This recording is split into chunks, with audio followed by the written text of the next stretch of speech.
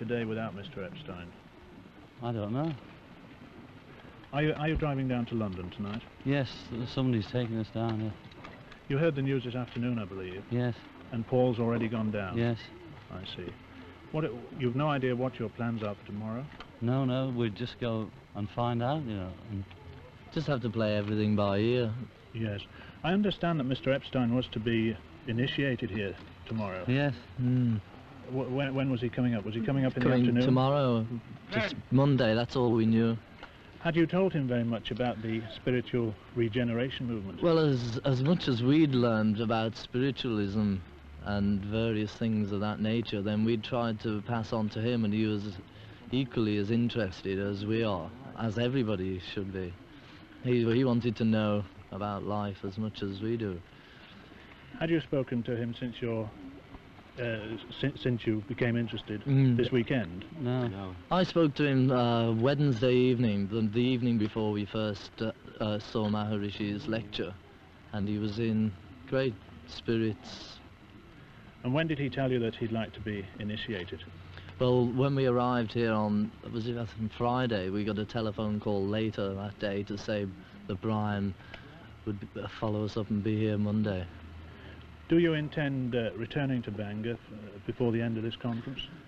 We probably won't have time now, because Maharishi will only be here till about Thursday, and we'll have so much to do in London that we'll have to meet him again some other time. I understand that this afternoon Maharishi conferred with you all. Could I ask you what advice he offered you?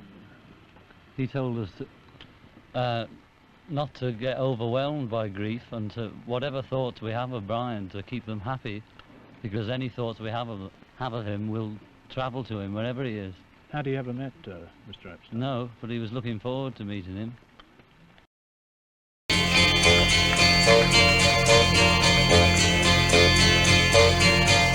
They say we're young and we don't know, won't find out till we grow. Well, I don't know if all that's true, 'cause you got me, baby, I got you. Hey, I got you, babe. I got you, babe.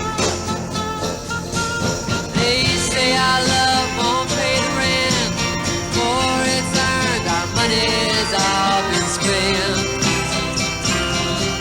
I guess that's so we don't have a plot, but at least I'm sure of all the things we got. Babe, I got you, babe. I got you, babe.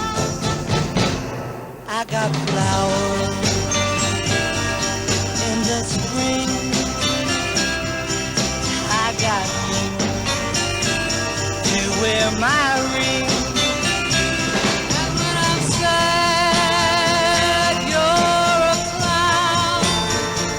And if I get scared, you're always around. So don't let them say your hair's too long.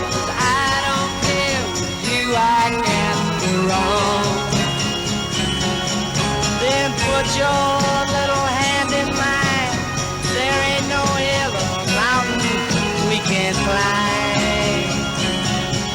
Babe, I got you, babe. I got you, babe. The hippie movement might have been ignored, like their predecessors, the beatniks, but for one thing, the drugs issue, and their belief that there should be freedom for those who want to take the so-called soft, consciousness-expanding drugs. It's the only thing on which hippie slogans are specific rather than general. We've just been told by the fuzz that we can't use our loudspeaking equipment. You don't need to worry about that, because this is not a rally, it's a picnic. And we're not going to have lots of speeches. We're going to have lots of poets, lots of musicians. On drugs, generalities are hardened into a direct conflict with the law. It's the one issue on which hippies are combined, but also on which society combines most solidly against their belief in free expression. Without warrant, The police won't let us use the microphones because they don't want you to hear what we're saying. They don't want you to know what your rights are when you're arrested.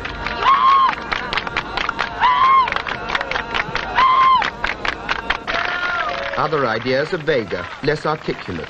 There's an earnest but superficial interest in the East, in Oriental religions and mysticism. The new Marco Polo is the American poet Allen Ginsberg.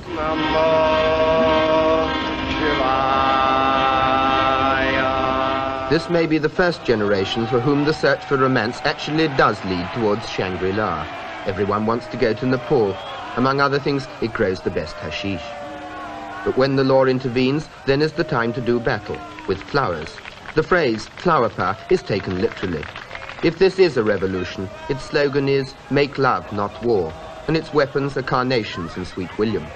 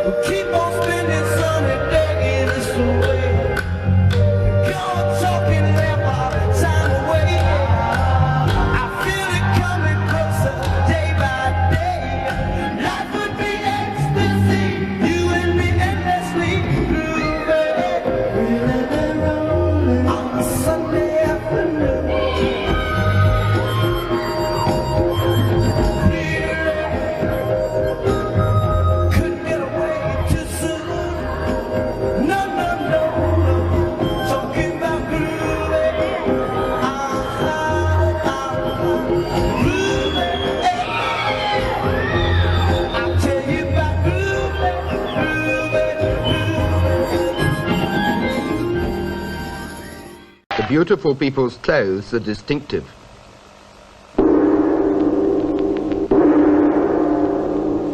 But is their unconventionality only a uniform as conventional as any other? Is their individualism just a subtler form of fashion? Why do you wear the clothes you do? Because I like pretending.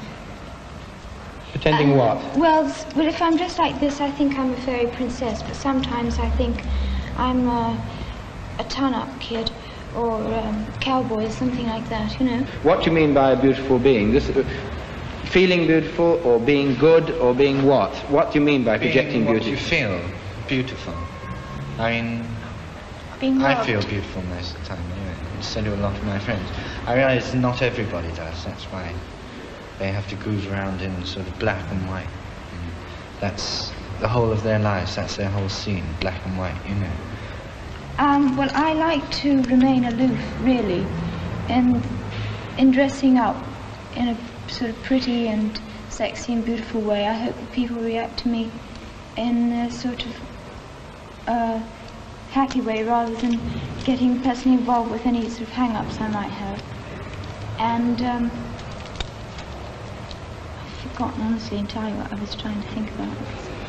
But are you consciously making yourself pretty when you dress? I think you're dressed very prettily, but are you trying to be pretty? Yes, and mainly sexy. There's less real dropping out of society in Britain than in America. Britain is still a more integrated society, and its hippies come from every class. Some drop out for the weekend to stately homes. Do you think that people, that you, the same as everybody else walking around greyly in the streets as you might regard them, just the same people with a lot of gear on top, are you different? Mark? I hope so, yeah. Certainly. In what way are you different? Different from them? We're turned on and stuff. And they're not. For there to be peace in the whole world, there must be peace in each individual person, and that's why they're searching hard inside. And perhaps when you are searching hard inside, you certainly appear different to those who aren't. Imagine me and you, I do. I think about you day and night. It's only right to think about the girl you love and hold her tight. So happy together. If I should call you up, invest a dime, and you say you belong to me, lose my mind. Imagine how the world could be so very fine, so happy together.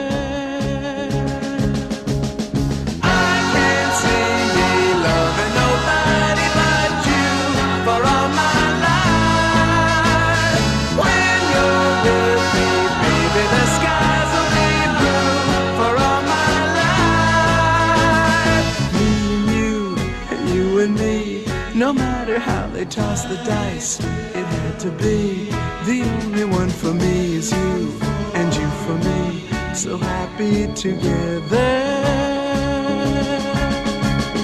I can't see me loving nobody but you for all my life.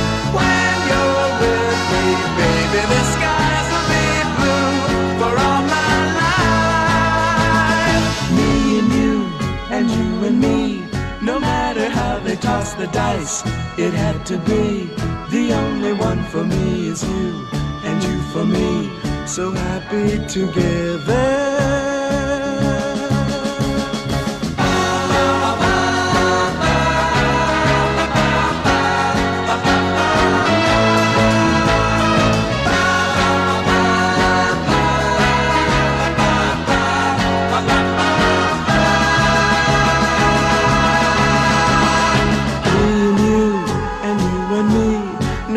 How they toss the dice, it had to be. The only one for me is you, and you for me, so happy together, so happy together. And how is the weather? So happy together, we're happy together, so happy together.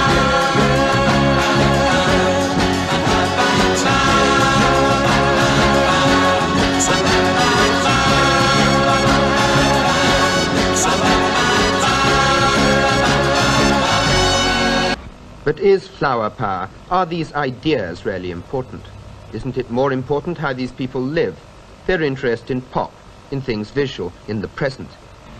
Sue, do you find it difficult to make contact with the elder generation, with your parents? Can you explain yourself at all, what you're about? Yes, it's much more difficult actually with your parents. You said the older generation, it's much more difficult with your own parents than with somebody who's not involved with you, because they don't have this fantasy about you that your parents have. They can see you much more clearly. Do you ever try and convert the elder generation? Do you think there's any point in trying to make them see your way? Not really. Why not? Well, because they can only see their way. They can't see our way as well. It seems to me that people consume things, and this, the whole of life is now consumption, that people do this in their personal relationships and love affairs too. Do you think that this is what happens? I think now that people aren't sort of bound by things like marriage, you get much more sort of real relationships with people. People don't have this incredible possession thing about each other. You just can't possess another person. My boyfriend, my girlfriend, it's all gone. But does this mean that people move around and lead what other people might think are loose lives? No, I don't think so. Do you? No, not at all. But if nothing is permanent and nobody possesses anybody, what does it mean? It means you have purely sexual affairs with people? Can you still love people? No. Wow. No, that's ridiculous. I mean, you could have an affair with somebody that could... I mean, you can't tell how long it's going to go on. But just let it go the way it goes. You've got a child? Yes. And are you happy for your child just to be as it grows up too? Oh, yes. I want her to. And there's nothing particularly you want for the child? I want her to be happy. The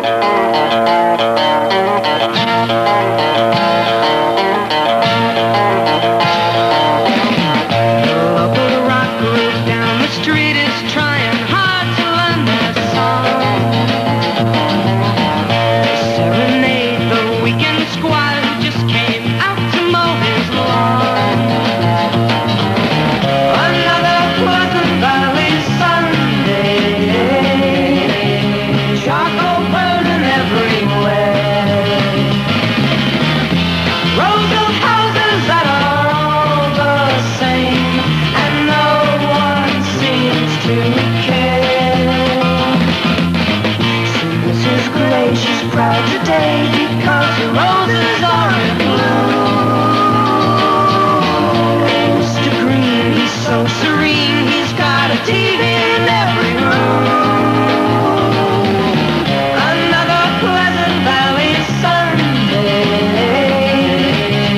here in Status Symbol Land.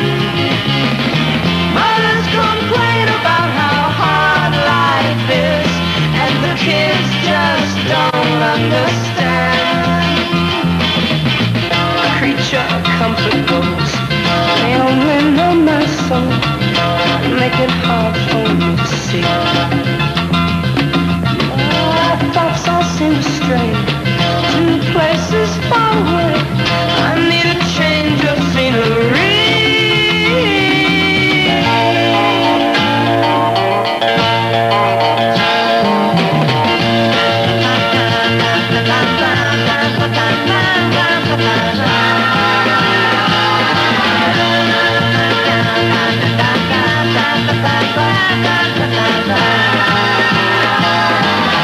Another Pleasant Valley Sunday.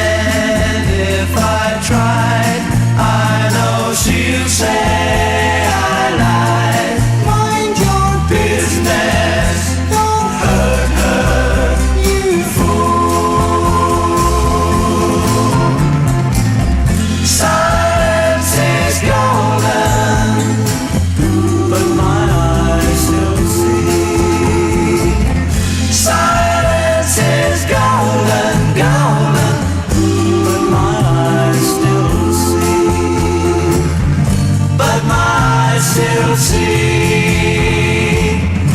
but my eyes still see.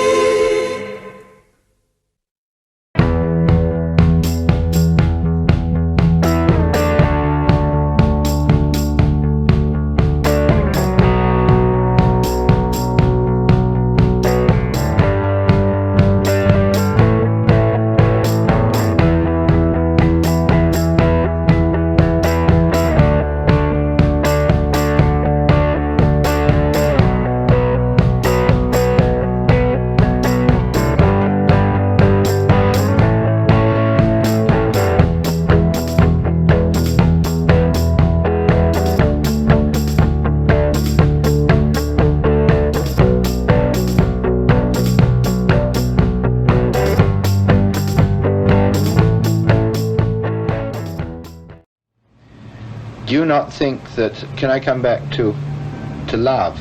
I didn't want to say sex, I don't want to call it, to people's love lives.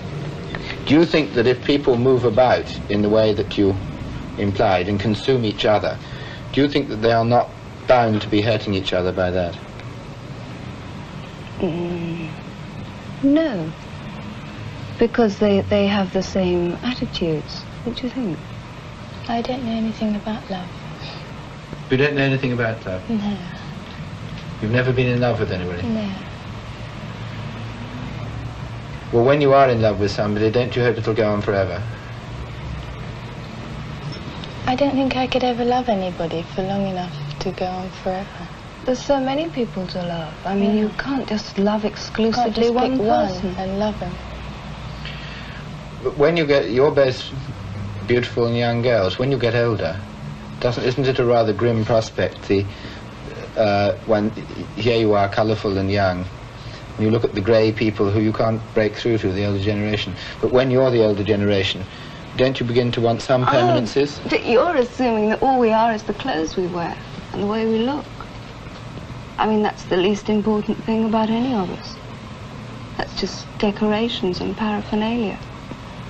Because of what's underneath, I think we'll be happy.